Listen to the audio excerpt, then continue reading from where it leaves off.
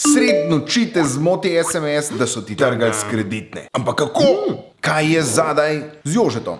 Par dni nazaj si dobil mail od PayPala, da se moraš nujno logirati, ker so zaznali nek nateg na PayPalu. Seveda so ga zaznali. Ti klikneš na link, prideš na PayPal stran, upišeš uporabniško in geslo in pol še nekaj dopišeš, ampak od tle naprej je že vseeno, ker link ni bil na PayPal, čeprav je stran tako izgledala, ampak na stran od hekerja. In ta heker oziroma hekerka si je kupil oziroma kupila par stvari za povprečno 398 evrov. Toliko znaša povprečni znesek phishing goljufije. In to s tvojo kartico, torej denarjem. In pozabi, da bo policija preganjala nekoga na drugem koncu sveta. Še več o phishingu najdeš na varninainternetu.si. Ta video šeri, lajkaj in v komentarjih označi prijatelja, prijateljico ali pa samo povej ozadje, česa te še zanima.